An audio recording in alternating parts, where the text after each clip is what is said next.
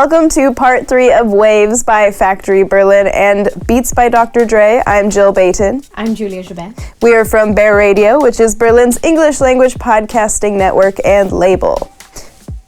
So in previous installments, we touched on how to find a right idea, how to turn that idea into a topic, how to come up with a good podcast name, and some of the really important questions to consider as you start formulating your podcasting roadmap. And in today's episode, we're going to be chatting about podcasting formats.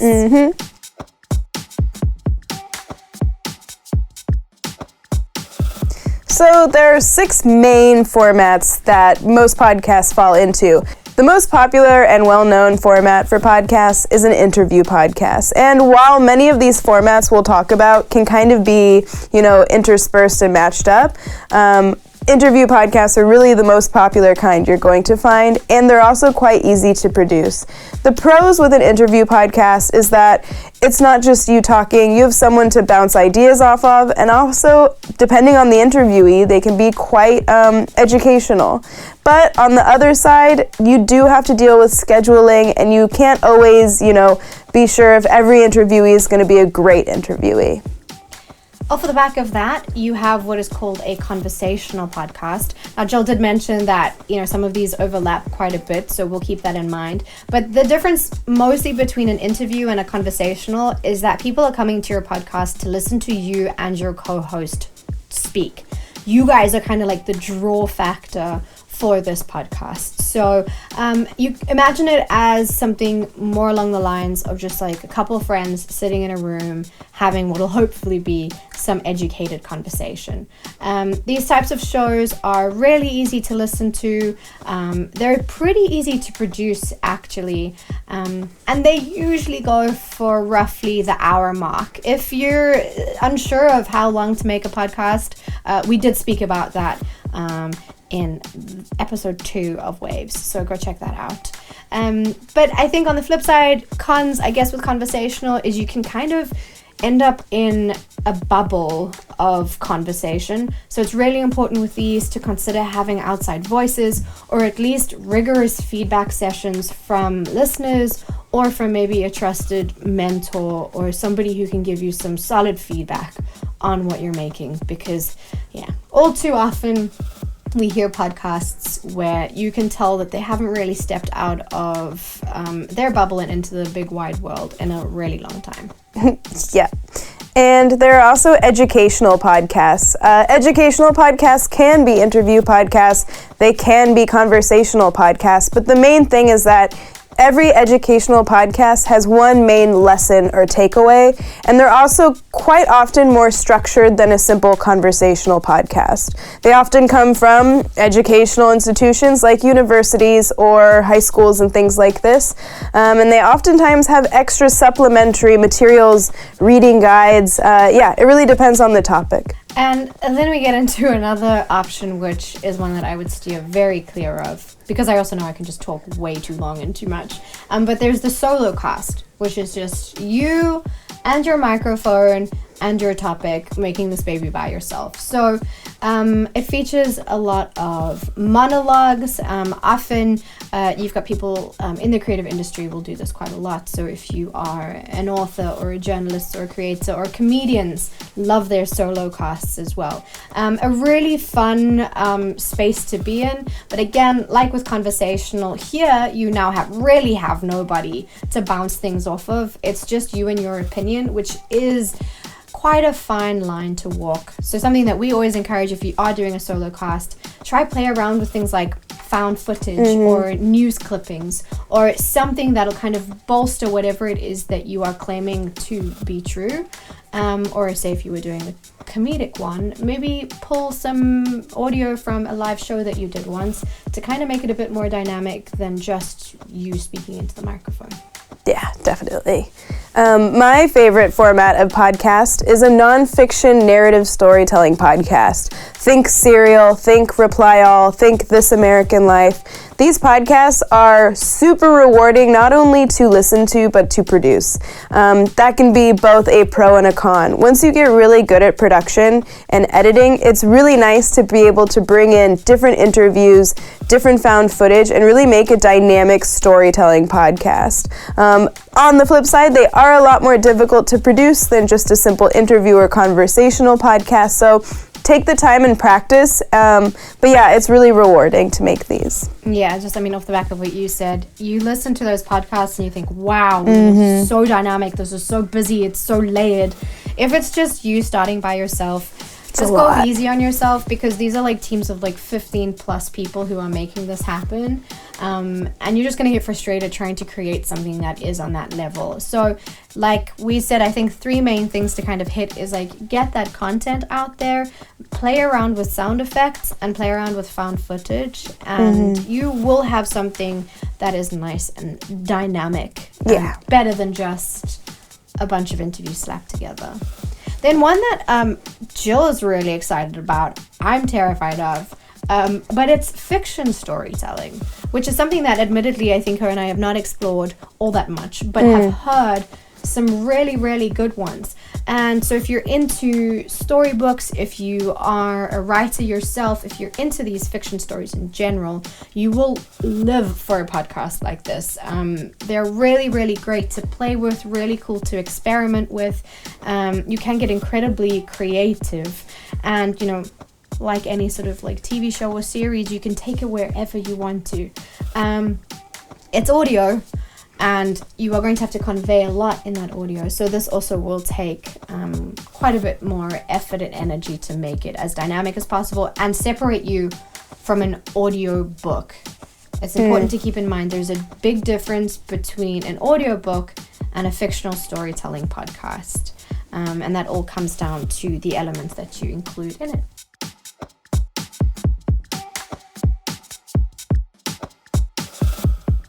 Next, we're going to be talking about how to make a podcast roadmap and how to avoid burnout.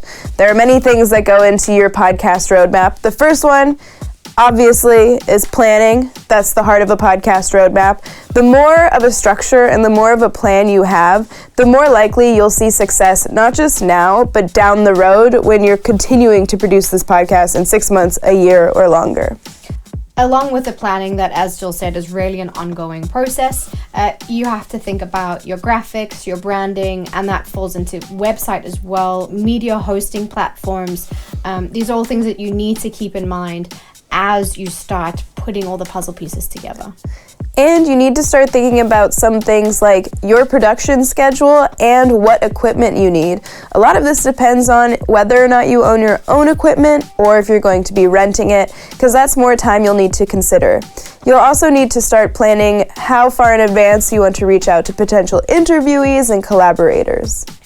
So hopefully by this point you've created something, you have something to show to the world, but you really need to start thinking now about an actual launch. Some things that are really quite fun to play around with is potentially a launch party, where people can maybe see a live recording of an episode, and then there's 2 other episodes waiting for them as they leave. That's a really cool, fun, dynamic way of people to get to know you and to get to know your content, but also then think further about how to actually share this with the world. What hosting platforms are you going to use? And do the research to figure out who is your target audience and where do they go? Because I think a lot of different groups of people use many different platforms in different ways. So really play around with that and see what works best for you. And I guess off the back of that is marketing as well. A huge part of this, and it's something that we feel very weird about because we want to encourage you to just make a podcast because you have something to say. And we're purists. We're purists, but we do understand that a lot of people and companies want to make money from this. So once you have a viable product and you have a podcast and you have more than maybe 6 episodes, I think if you've got more than a season so you can actually start marketing yourself, really look at including marketing as part of your road mapping. Give yourself a deadline. if this is a money-making opportunity for you and that's why you're getting into podcasting, set yourself realistic goals of what you want to meet and how long you're going to give yourself to meet them, because this really does take a lot of time and a lot of energy. And we will say off the bat, think medium to long-term investment. This isn't going to be an overnight thing for you. This is going to take time and energy and effort, because at the end of the day, it's down to whether the listener trusts you or not. So many people approach us and ask us, well, how do I make money off of this as soon as possible? And we always say, give yourself time to really explore this medium and make good content, because without good content, you're not going to be making money.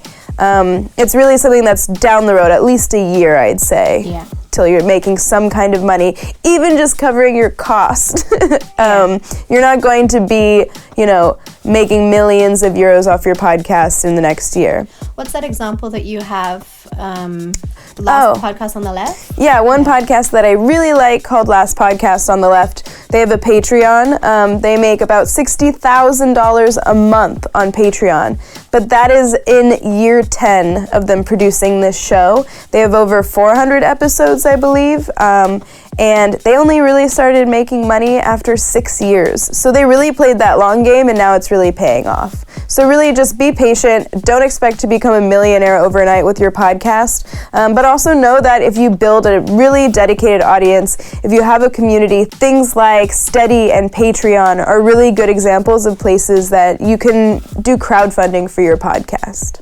And so we touched on a lot of things. Several things. That go into a roadmap. And I think for first-time podcasters, whether you're doing this for a company, whether you're doing it to build your brand, or you're really just doing it out of, just a sheer passion for a topic, it does seem really daunting. Because if you think about it, it's not just like equipment and finding interviewees. It's time, it's energy, it's editing. It's getting used to speaking to somebody for an hour. It's exhausting. It's a lot.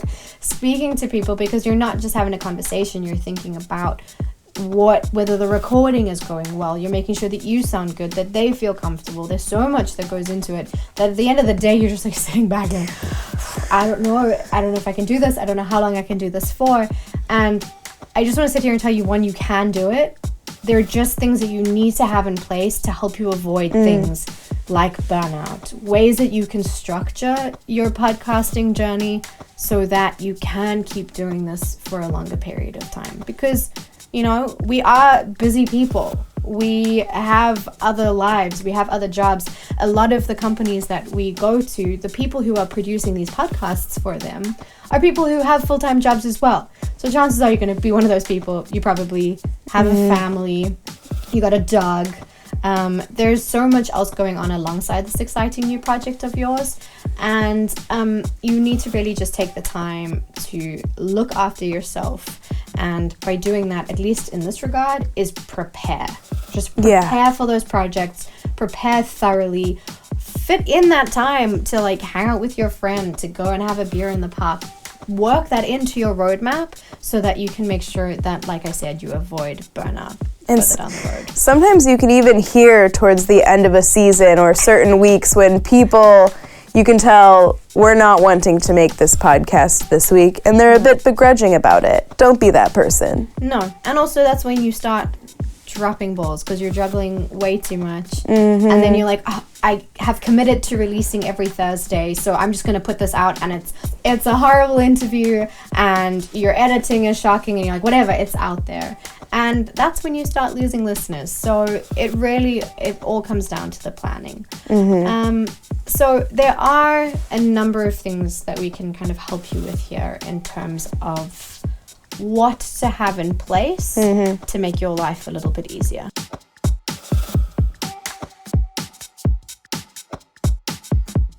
So one of the main things is who is on your team and what are their roles.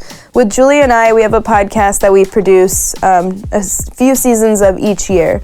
We always have it that Julia schedules our guests, I help record, I edit, I send it back to her for another edit, and then I final edit. She writes the description and does social media. And we have a really good routine going, and so it makes it super dependable for each of us to just say, hey, can you check this edit? I need you to look at this. Know who you can go to in your team and know what their exact roles are so there's no confusion. And also, your team will also probably want to work with you to determine content. So, are you going to be doing mini-series on certain topics? Are you always going to be having a single interview in each episode? Are you going to be making seasonal, changes to your format in your podcast? It really depends, and you want your team members to have a say in that as well.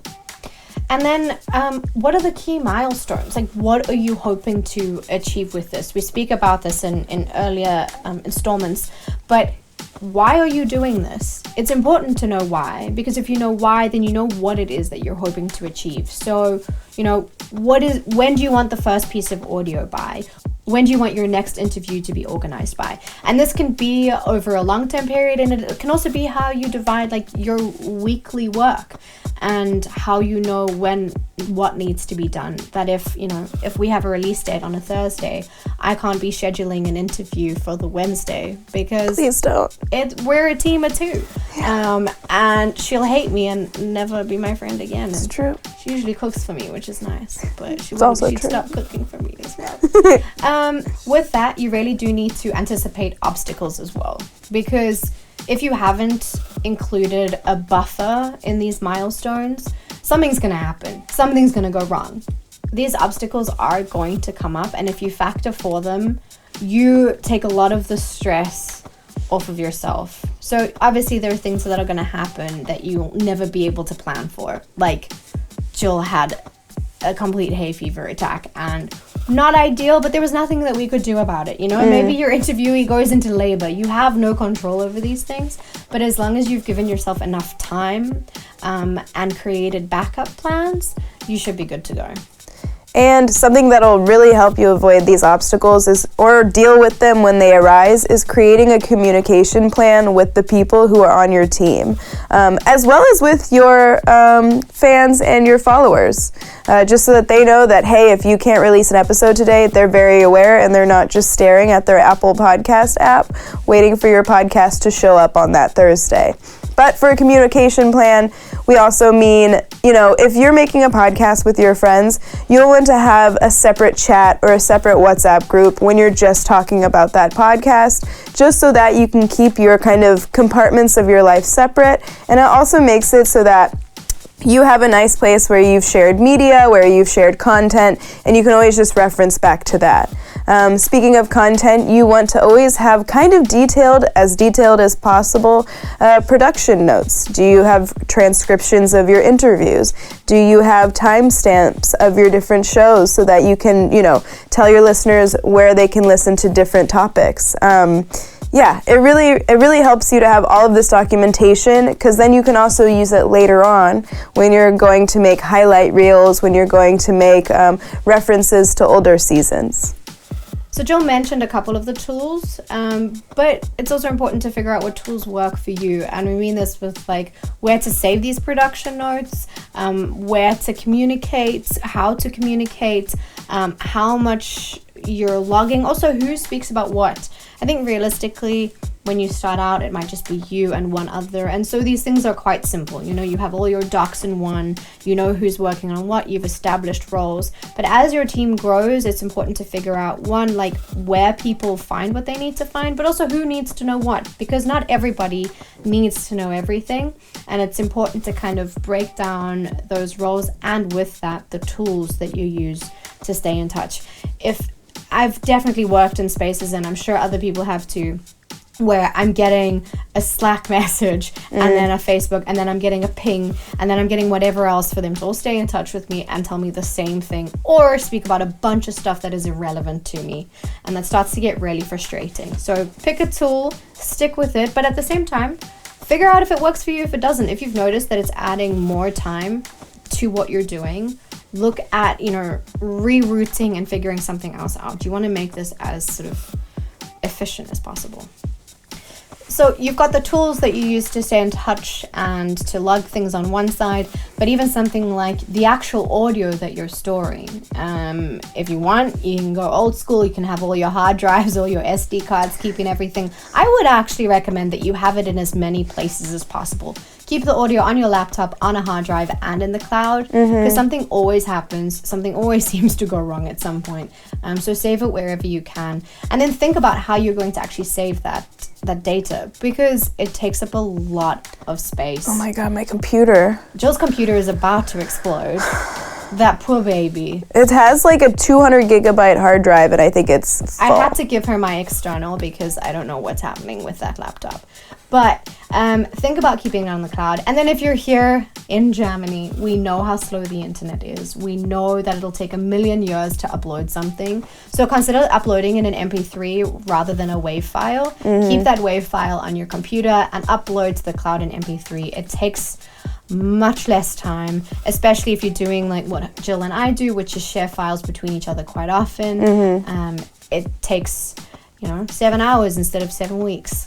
It really does take some time. So it's a long factor time. that in as well. And speaking of storage and backups, you really need to think of who are your backups, both in terms of people, but also in terms of tools. So for example, if your audio recorder is not working that day, what are you going to do? You always want to have a backup, especially for equipment, or if you don't have an extra set of batteries, that can't be good. So always make sure you have backups of equipment and other tools.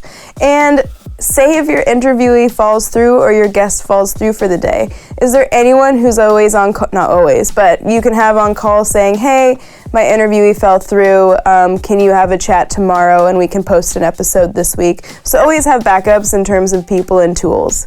And you also need to know how you're going to archive. So if this is going to be a long-term project, where are you going to keep your older episodes? Where are you going to keep all of the audio that you used to make those episodes? Of course, things like the hard drive and the cloud are amazing, but you also need to think about things like, where are you going to store your transcriptions? Julie and I are really big fans of Google Drive. We put everything on there. We put all of our transcripts on there, all of our show notes, and it's really worked well for us.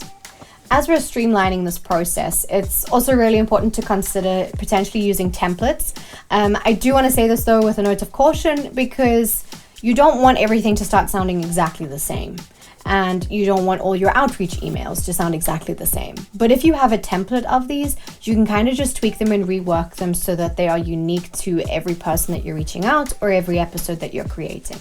But a great thing for working with audio suites is that you can just save a template. Say if you have your music in the beginning with your intro, you have a spot for ads, you've got space for punting other shows maybe on the network that you're a part of, and then you've got an ending. Those are safe markers that you can then just slot chunks of interview and conversation into.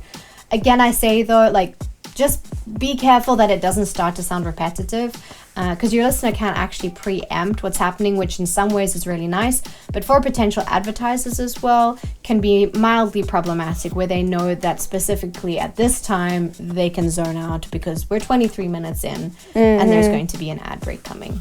Yep. We've spoken about your backups, we've spoken about storage, communication, archiving. You got to figure out what's best for you, but you also have to make sure that you're keeping note of how you're doing. So how are you going to document how you're doing this for future? Because at the end of the day, what you want to do is just constantly be bettering the system that you're creating. So even if it's just you by yourself, make sure that as you introduce new systems, new equipment, new strategies for outreach, that you document this so that you can look back and see, okay, what worked, what didn't work, how can I improve? But it's especially important to do this when you're part of a team, because at the end of the day, we all have different experiences with different things, and what might be working for one doesn't work for the other 5 people on the team. But you're not going to know this until you communicate openly and as often as possible, and that you actually have documentation of this workflow and this process. And just to reiterate, always make your workflow as simple and dependable as possible, and get that feedback from the people you're working with to make sure that everyone's putting in the same amount of effort or as much effort as they're able to. Yeah, so review the workflow. Review it. Always review. And this goes for not just this equipment, and I know we spoke about a lot in this episode, and it seems like a lot to take in, but at the end of the day, if you have a really good network and a really good structure and a really good plan, one, if your plan isn't working, you know that you have people in your team who can give you feedback and help you along the way. And if you've got that good plan, you've probably anticipated that something might go wrong or might need some tweaking. It just makes this whole podcasting experience that much more fun, because then you can start focusing on what really matters, which is the good, fun, exciting content. And not all the admin that happens in the background. Cool. Amazing. You've been watching Waves by Factory Berlin and Beats by Dr. Dre. I'm Jill. I'm Julia. And next time we're going to be talking about gear. And home studios. Yay. See you then. Bye.